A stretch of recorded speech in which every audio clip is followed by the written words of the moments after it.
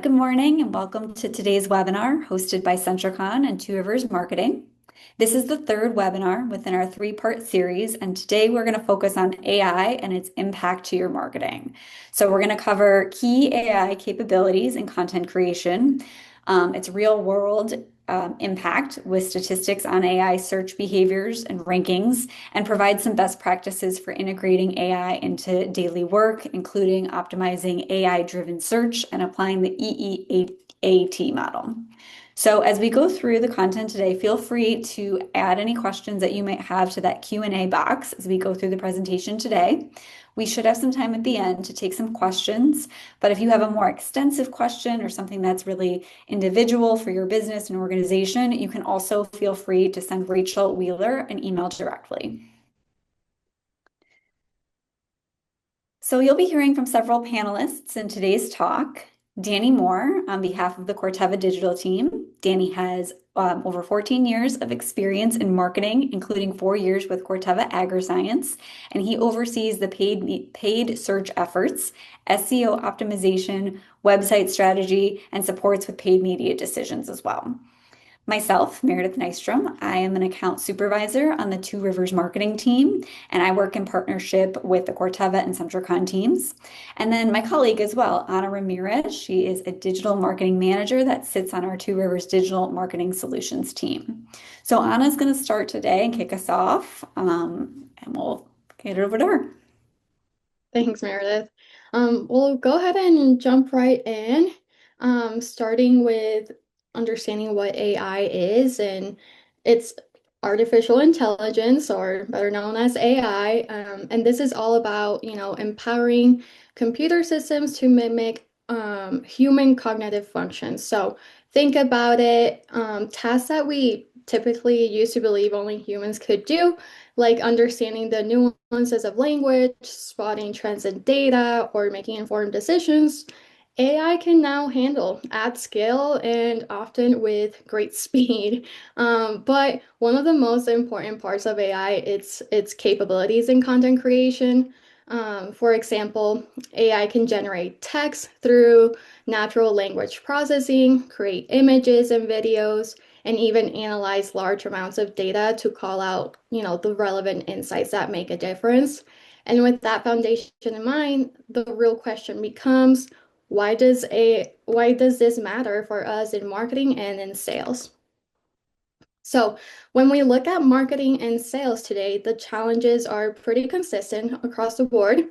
So we're striving to be more efficient, to automate repetitive tasks, to connect with customers on a personal level, and to prove the value of our efforts with data. And AI helps us tackle each of those challenges. For example, imagine being able to automate tedious content creation tasks like generating copy for social posts, or picture being able to deliver highly relevant, personalized messages to each customer without adding the extra hours to your workload. And when it comes to decision making, AI brings in data-driven insights that show us what's really working, what's not, and where we can double down to make a difference. So the combination of efficiency, personalization, smart insights are essentially leading us to a real competitive advantage here. So any brands that embrace AR are not just working faster, they are seeing stronger engagement and achieving tangible results. So in short, yes, AI does really matter in marketing and in sales today. And to see just how much momentum AI has, let's go ahead and look at some of the growth and adoption trends. So on this slide, you can really see that it illustrates how quickly AI has been embraced.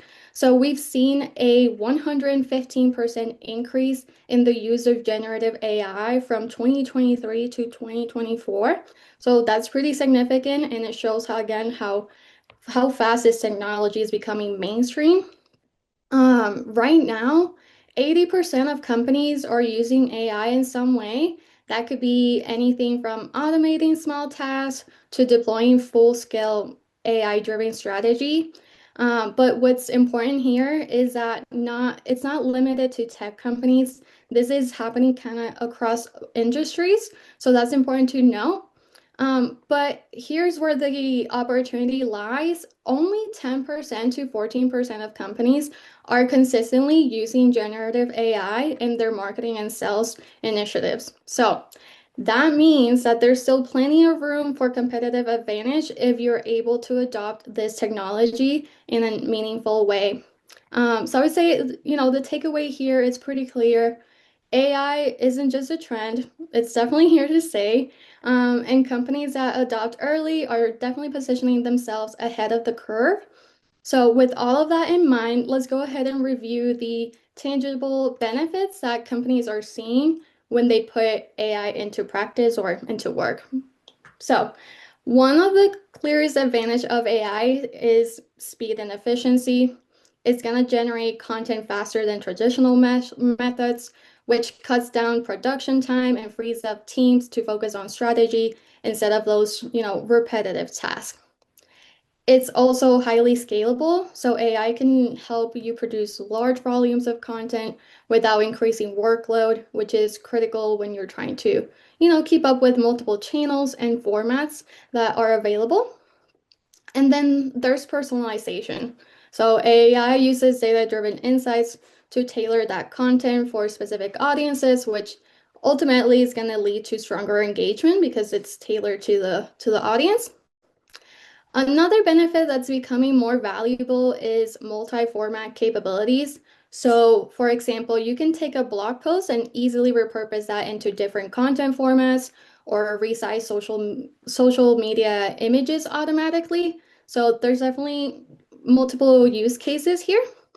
And that flexibility allows you to get more value of every piece of content that you create. And finally, here, the data-driven decision making. So AI can improve targeting, automated A/B testing, and ongoing optimization so that, your campaigns continually improve over time, which is the goal. But all of these benefits do work together to make marketing more efficient and more effective. And, while these are powerful, they do tie into a bigger shift that we're seeing in the digital landscape, particularly with how traditional search engines are evolving. And that brings us to an important shift that we're seeing today. So, we've all relied on search engines as the primary way to find information online, but that landscape is definitely starting to change. As you can see here, according to Gartner, traditional search engine volumes is predicted to drop by 25% by 2026 as more people turn to AI tools like the chatbots and virtual agents that are available to get the answers they need.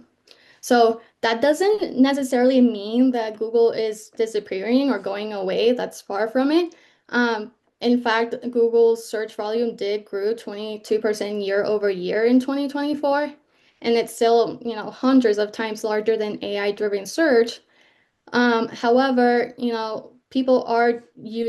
way people are using search is definitely changing and evolving. So customers are no longer looking at one search box. As you can see, 90% of them are looking beyond traditional search engines, and nearly half of them incorporate AI tools into their search before making that decision. So something to keep in mind. And then another shift that we're seeing is the new normal. That the new normal is lower overall website traffic, but higher quality clicks. So, in other words, this essentially means fewer visitors, but the ones who arrive are definitely more qualified and ready to take action. So like I said, this trend is just telling us that while traditional search isn't necessarily going away, AI is definitely carving out its own space in how people search, and that's definitely where we're headed next. So if we look at how people are already using AI in place of traditional search, new habits are definitely starting to emerge. More than half of the users, so 53%, turn to AI when they want quick, summarized, and direct answers. It's fast, It's simple and it does save time compared to, scanning through multiple pages on search results. 42% uses AI for creative ideas or brainstorming help. And that's a big signal that AI isn't just replacing search, it is expanding into new use cases that traditional search wasn't necessarily designed to solve. And 41% choose AI when they want an in-depth, nuanced response. This is where the conversational style of AI is going to really shine because it can go deeper and adapt the questions as the user continues to, ask those follow-up questions. So what this tells us is that people are definitely learning when to choose AI over search engines based on the intent or their unique goal. So it's less about about one replacing the other and more about, users knowing which tool gives them the best experience for their situation. And this shift in habits becomes even more interesting when we do break this down by generation, because not everyone approaches search in the same way. As you can see here, we do have a graph kind of breaking down those patterns, but in general, boomers tend to learn more on traditional search engines for factual answers, reflecting the ways, search has historically been used. Gen X balances between structured search and practical needs like price comparisons, but they're also starting to explore AI-driven insights for sure. And then millennials show more variety. They're more comfortable using AI for creative projects, reviews, recommendations, and blending, old habits with new tools. And then lastly, Gen Z is the most exploratory of all. So using AI for creative brainstorming, in-depth exploration, and personalized results. So showing how quickly younger generations do adopt new search approaches. But overall, every generation is engaging with search differently. But the trend here is pretty clear. AI is playing a big role in shaping how people find and process information. So, with that, I'm going to pass it over to Meredith. Great. So now we're going to take a look at the role of AI in marketing sales and focus on some ideas for each different content pillar that you might be working on, as well as give some platform examples for each. So starting off, AI has a large impact on content creation and strategy when it comes to many different facets of marketing and sales. With content development, this might give you the ability to ideate, draft, edit, really anything soup to nuts that you could think about in development, generate and edit video and audio, optimize writing, all in formats and different lengths, conduct research, and get content summaries, repurpose content in in various formats. For communication and PR needs, this is going to be where some brainstorming can help come into play, whether that's for campaigns or events, doing some copy editing in a certain style or tone. It could also help with drafting press releases and scour different websites and publications to help identify content gaps and drive article ideas. For advertising, this is going to allow you to help get creative and do potentially some A/B testing, optimize creative copy, optimize ad spend. Also could help improve audience targeting and segmentation. Email marketing is going to be pretty similar to advertising, but it could help ideate with subject lines, optimization in your copy and your content overall. Could also help segment audience and provide some personalizations and help to hone in on key send times, as well as overall performance. Great. And then with SEO, keyword list and your send lists for your keyword research could help provide personalized SEO optimizations. Brainstorming again, so for SEO friendly topics, just to generate ideas there. And analyze competitor rankings and insights. This one is super, super helpful just to help pull summaries and consolidated information really quick when you're just looking to get a quick competitive landscape. For social, conducting some social listening, that's always helpful. Brainstorming content, ideating some content, Moderate social media comments. You can see that as a capability in some platforms, and also aid in influencer discovery. That could be really useful as well. With their analytics, this one might be a great use case and help give some of the brunt work a great example, but help review performance and make optimization recommendations. Could help you identify trends really quickly from what you're seeing overall in those metrics. Automating reports and dashboards, and ultimately help you generate data-driven insights. And then for sales, depending on the platform that you use, you can use AI to help with lead scoring and personalization.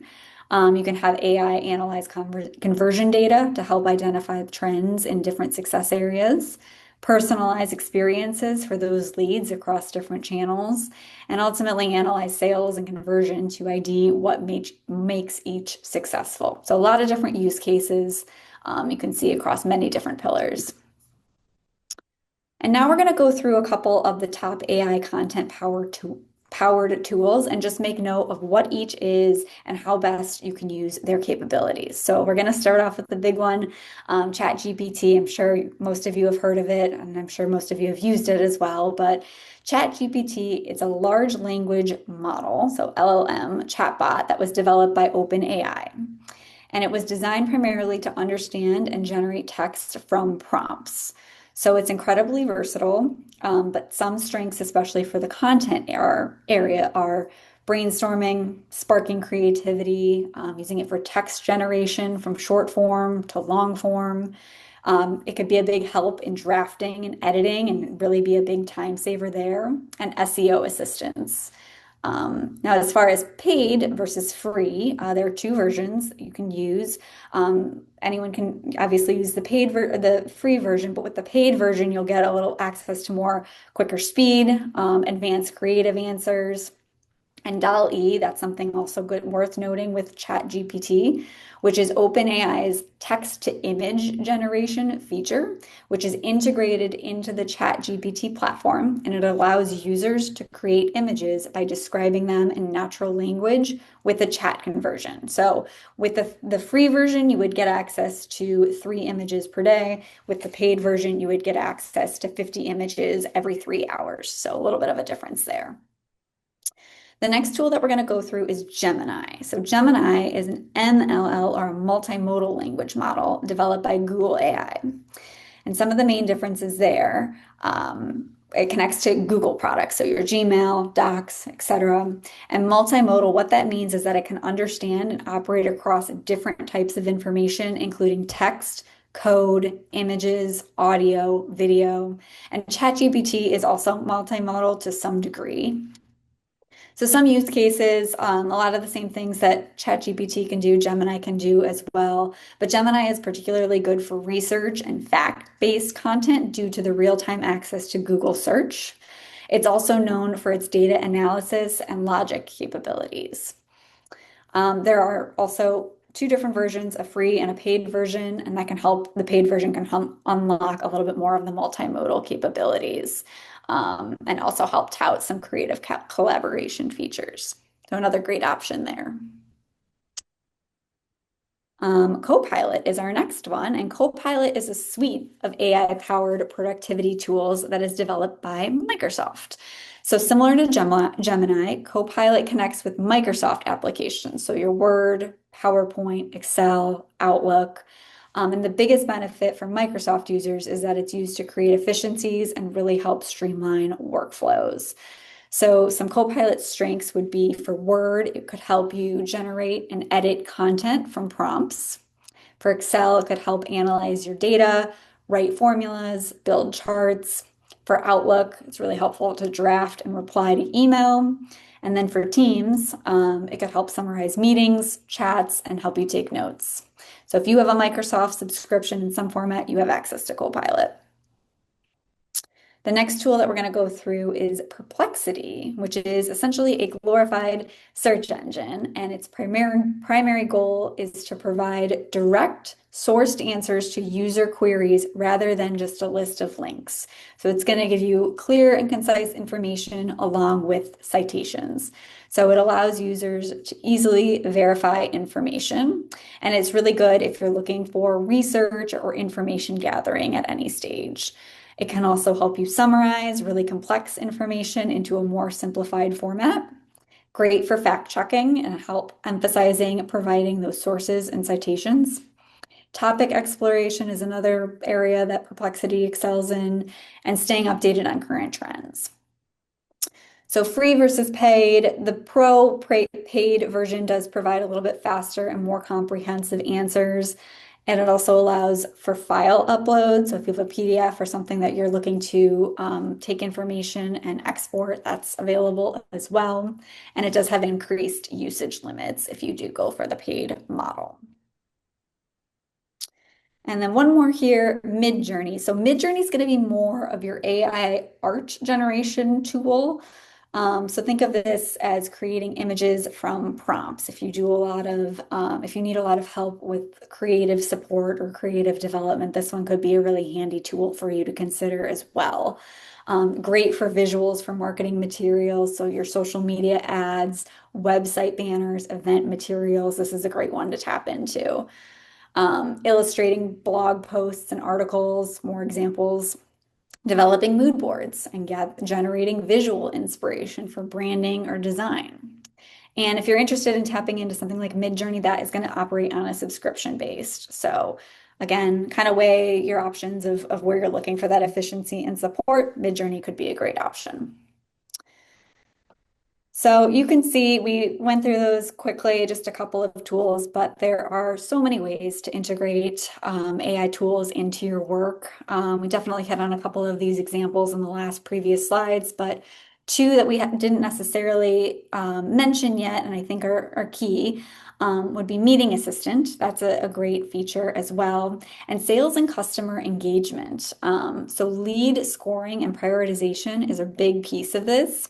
However, you have to make sure you have the right infrastructure in place. So while you typically rely on like your CRM systems and built-in capabilities, you could potentially use a ChatGPT or a Gemini to analyze that data and identify what leads are most likely to potentially convert. This would allow your sales teams to help prioritize their efforts and really focus on those high potential leads, thus increasing efficiency. So again, lots of examples here. Those were two that we wanted to make sure that we highlighted. Okay, I'll jump back in here. So we're gonna go ahead and shift a little bit and talk about AI and local search. Um, so AI has definitely significantly changed how users discover local business. Personalization and real-time context are now driving results, meaning search visibility is no longer just about keywords, it's also about signals. And those signals include things like user behavior, local relevance, listing and customer reviews, your website content and structure, and even social profiles and engagement. And here's the important part.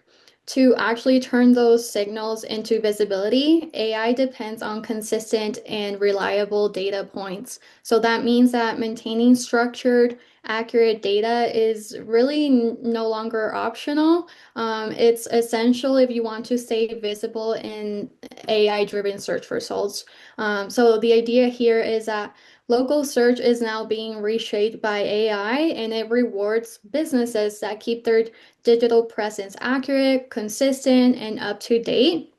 And that, which is grounding. Yeah, grounding with local data it can trust essentially. Yep, there you go. So grounding is really the process of feeding AI consistent real-time business data it can trust. As AI personalizes those local search results, it pulls from a variety of sources that I've mentioned a little bit. So listings, publisher content, reviews, social signals, and even your website content to determine what's most relevant and trustworthy. So if your listings and information are frequently updated, you're much more likely to be cited or featured in AI generated results, which is key nowadays. But if the data is out of date or inconsistent, your visibility is going to drop, and those opportunities are definitely going to go to competitors that have the accurate data and consistent digital presence instead. So, again, those regular updates don't just help with accuracy, they do signal to AI that your business is active, trustworthy, and worth surfacing.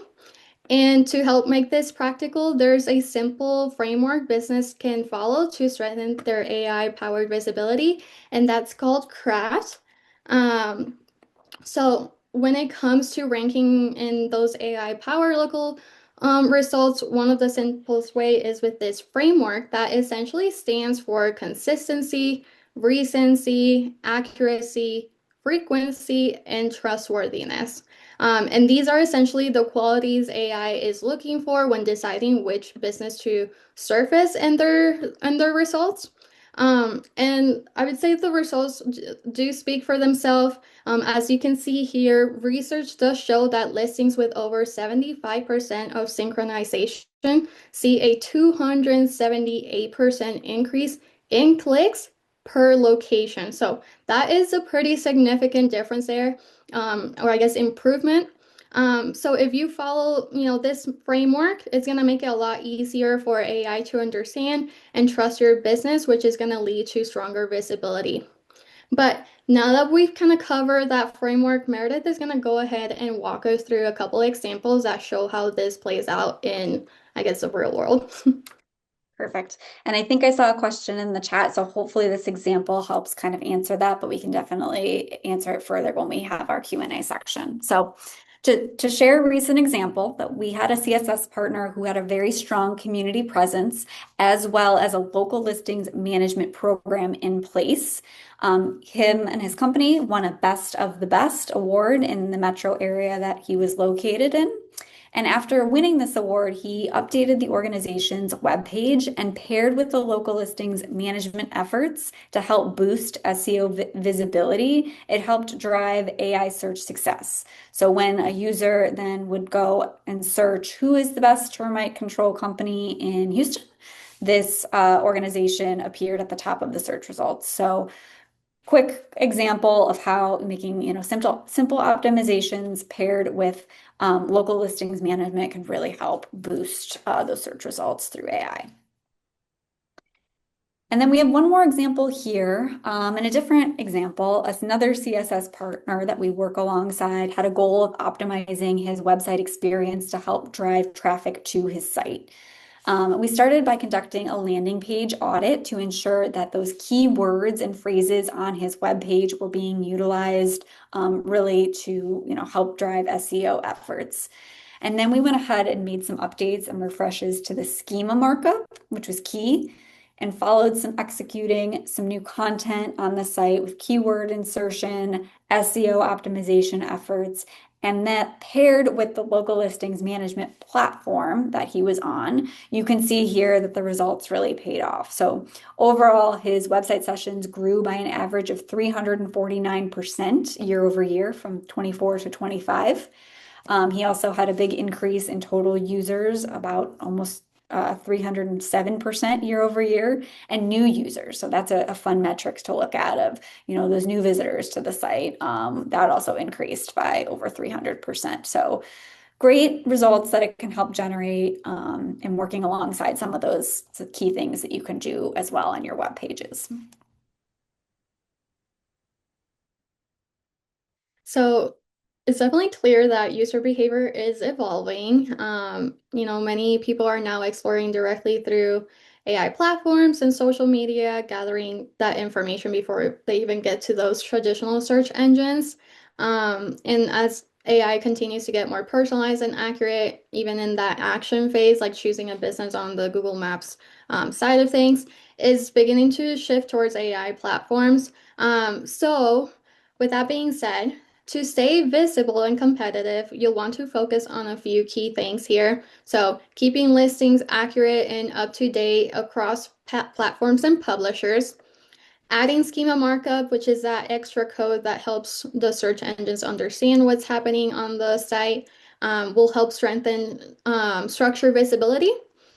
Using long tail conversational content that aligns with AI queries and that conversational format that is taking place within AI platforms.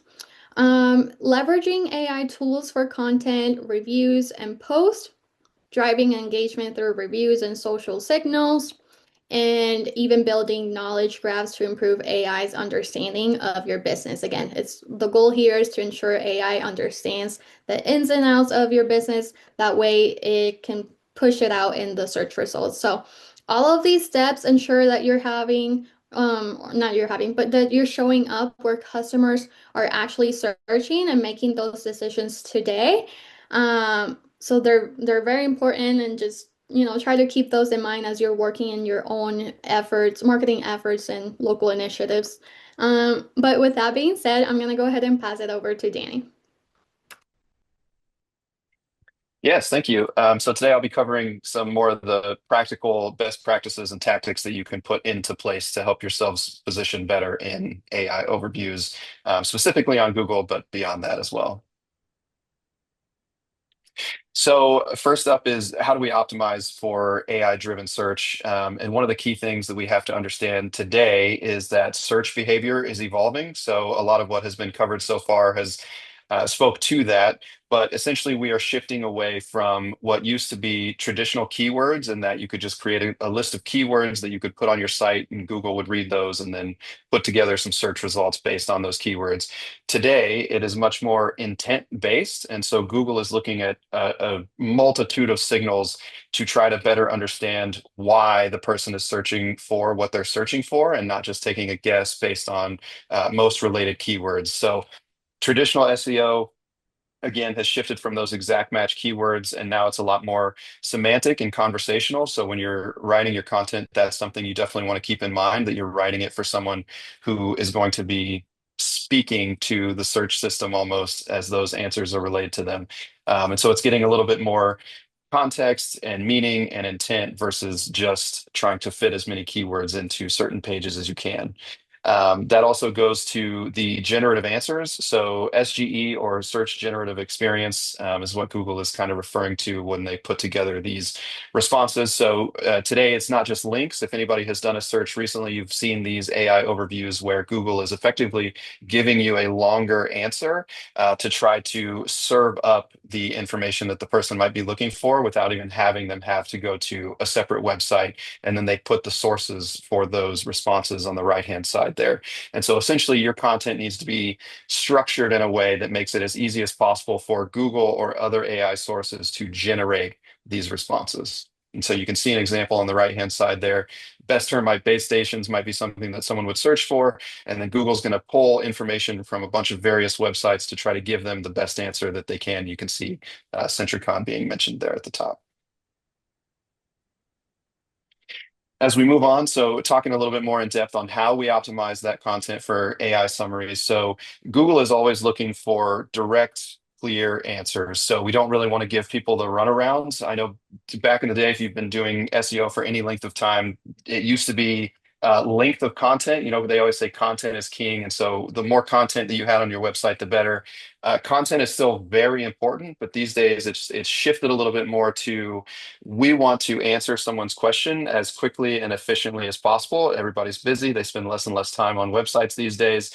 And so now when you're writing that content, it's more about having it take the length of time to read it be as quick and efficient as possible. So rather than trying to hit 500, 600 words on a page, you're trying to be short and concise and effective with those. Again, shifting away from those shorter exact match keywords, now it's longer tailed keywords. So again, natural language. So when you're thinking of speech to text, so when someone picks up their phone and they say, "Hey Siri," to search something, or if they have an Android phone and they talk to Google to do a search. Those are the types of keywords that you can optimize for now. So even like full length questions that you can answer to help yourself rank better in search results. You also want to make sure that your content is structured appropriately so that it makes sense as folks are reading through your content. So that comes down to your headers. So the title of the page and then the subsequent headers as you move down the page. You almost want those to mirror how someone would search when they're looking for this information. And so Google immediately knows this section of this website is going to answer the question that this person has just asked. Another really helpful step is to utilize any kind of bulleted lists or steps because AI uses that a lot. There's a lot of bullet points or simple ways to answer those questions that are kind of quick sound bites that AI can pull that information in. And so if you have those lists on your website, it's much more likely that your content can get picked up for those responses as well.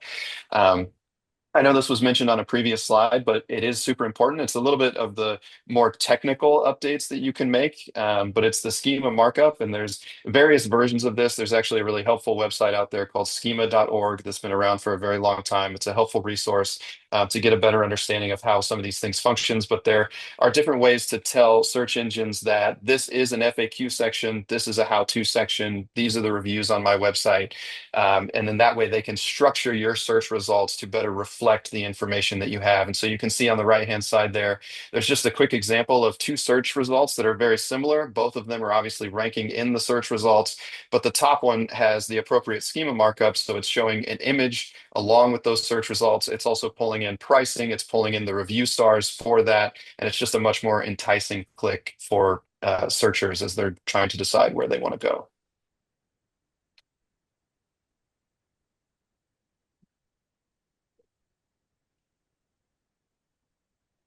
All right, thank you.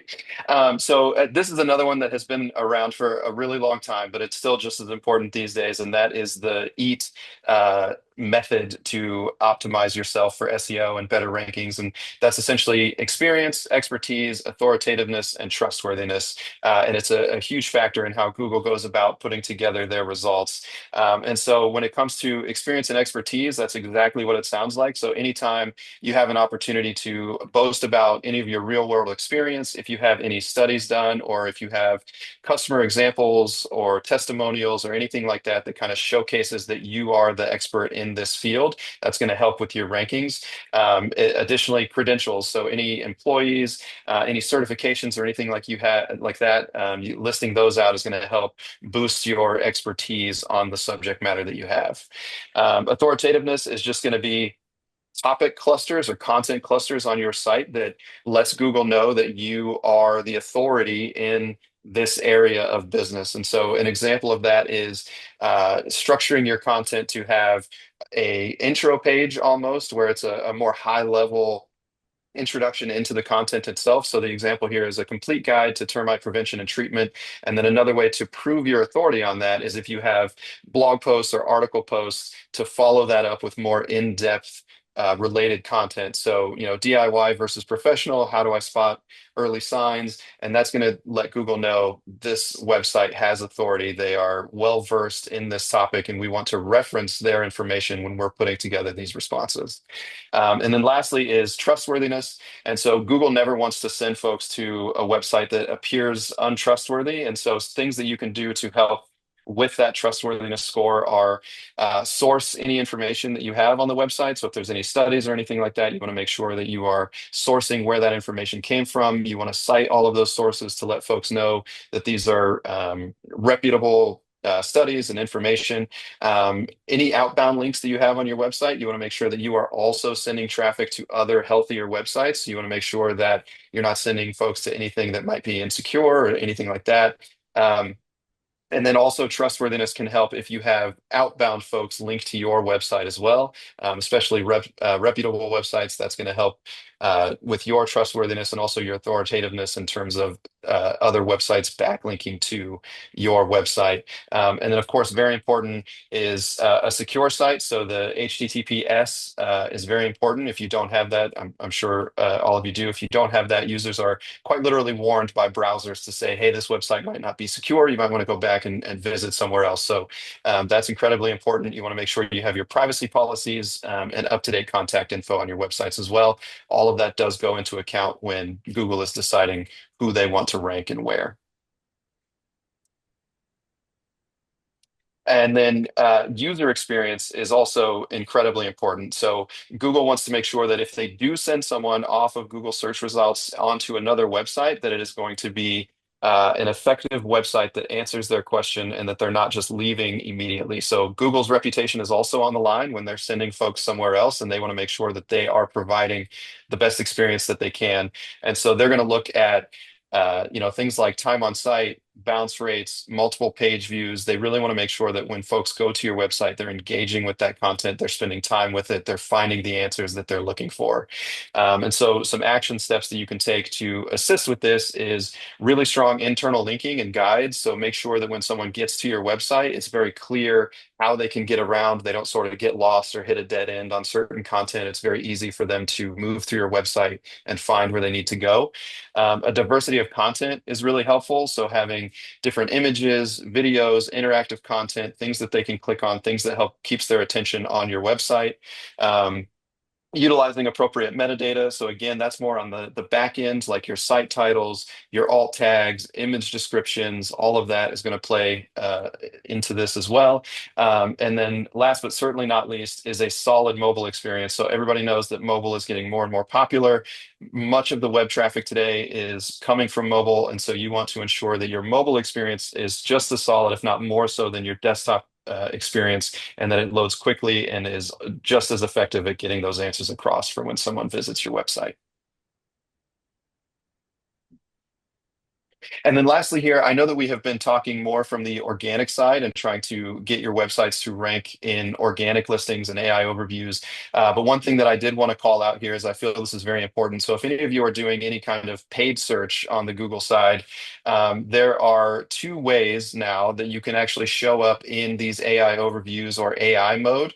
And that is Google's AI Max or Performance Max campaigns. I've had a lot of meetings with Google recently, and they have explicitly stated that your search results will not show in AI overviews or AI mode unless you're utilizing one of these two campaign types.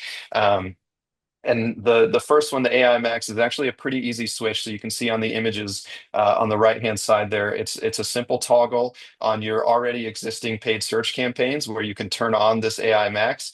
I will caution you to say that if you turn it on, make sure you obviously monitor any kind of changes that you see. You might have to make some adaptations in your keywords or how you're targeting certain ads to make sure that you're still being effective.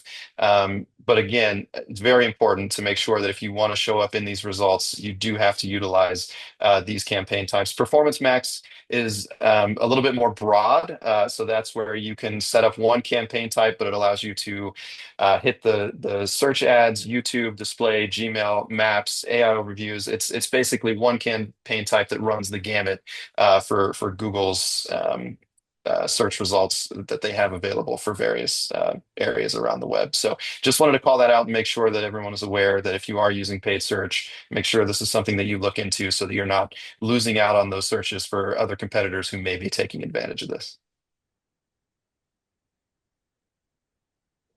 Okay, so let's go ahead and see what's next. As we look ahead, AI is only going to continue reshaping the way people search and discover information. But first, we'll see enhanced personalization, which we've talked about, considering that AI is getting better at understanding not just what people are searching for, but the intent and the context behind it. So that means that search results will become even more personalized and relevant for each individual user. Second, there's multimodal search. So search is moving beyond just text to include images, videos, and even voice. And this is going to open up more of that natural and intuitive ways for people to find what they're looking for. That being, snapping a photo, asking a question out loud, or combining different inputs in one prompt at once. And finally, the rise of conversational search. So, voice assistants and conversational AI will continue to play a pretty large role here. So, shifting search from one-time query to an ongoing interactive experience. So, what's next is pretty clear, and that is that AI is evolving search into something more personalized, dynamic, and more aligned with how people naturally communicate and explore information.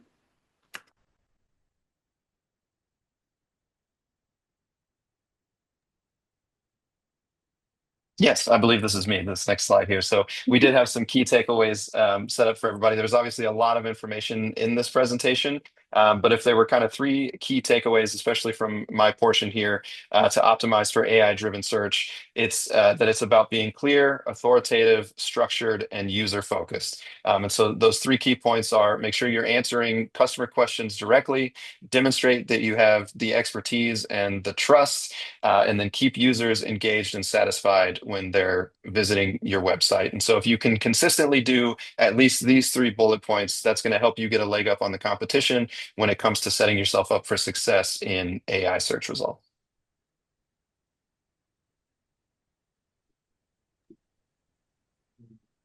So that concludes the content portion of our webinar. So now we'll open it up if there are any questions. And I see we already have one in our Q&A box. Okay. Good information. How do I apply this to my small company? Are we suggesting a new service that we will offer or that we will need to find an SEO content contender? Um, so like we said, there's a lot of information in this deck. Rachel will be sending an email copy, so you all will have this. A lot of tips as well as considerations. This isn't necessarily a service that we're offering today, a specific service. So I'm not sure if there's any other questions, but again, a lot in here, a lot of examples, a lot of tactical tips, and hopefully something this will spark an idea or two of something that you can take back to your business and apply today.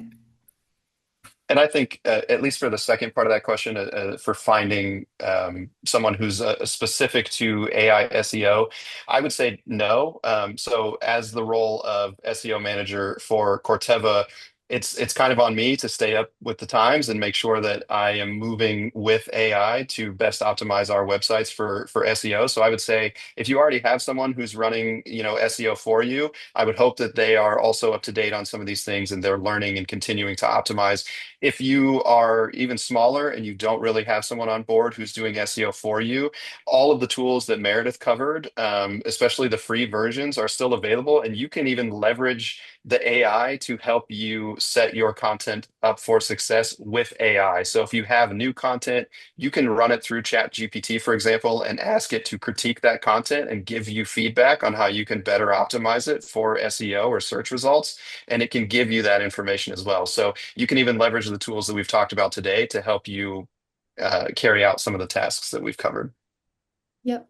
I also want to add that there's not necessarily a one-stop solution for this. It's kind of a very comprehensive approach of like your website, your listings, your reputation, your social media profiles, etc. So it's a very holistic approach. But I know we have talked about technical items as well, similar, and I'm referring to schema markup.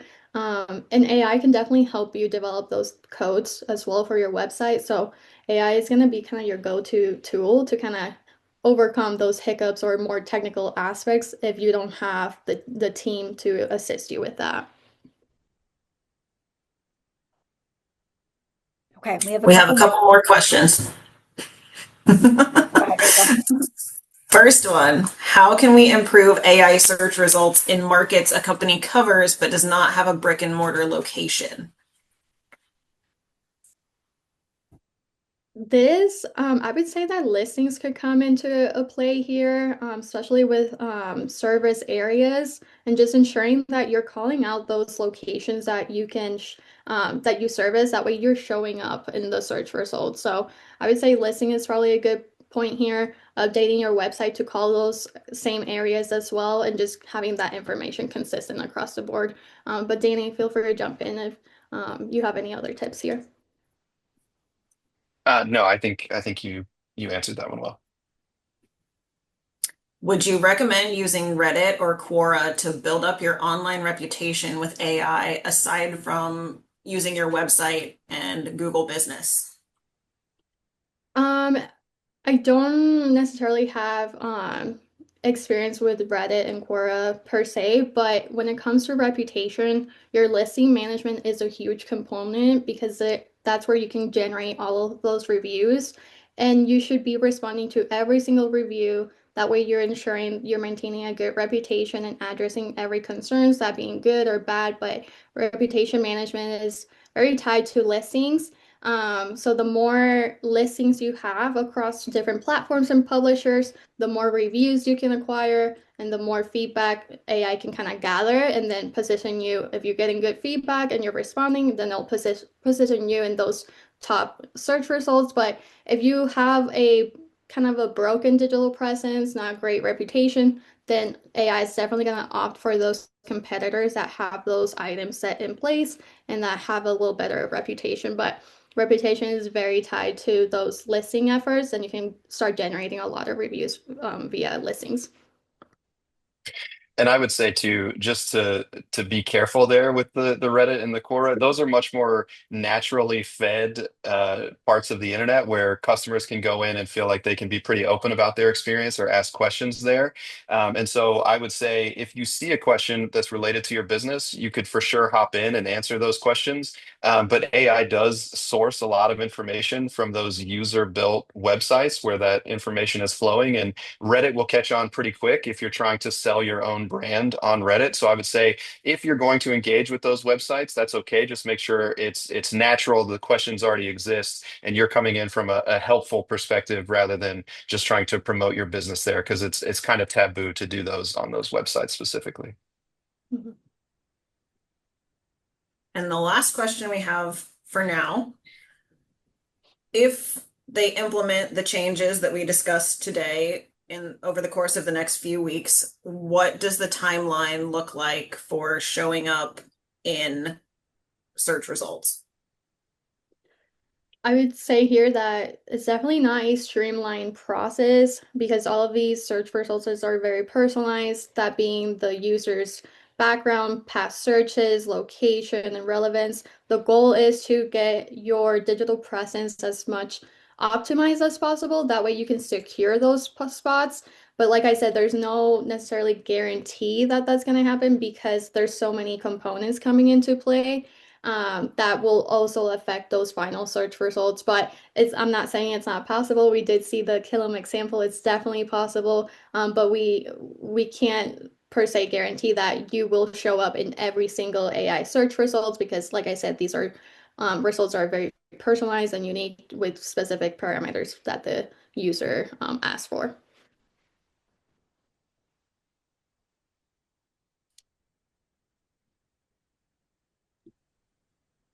Any other questions? So we have a couple of final minutes.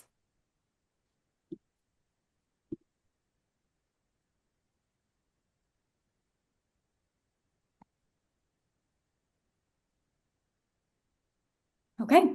Well, everyone will receive a copy of this deck. And like I mentioned at the top of the webinar, if you do have any specific or individual questions, Rachel is happy to help answer all of those. So just feel free to shoot her an email directly.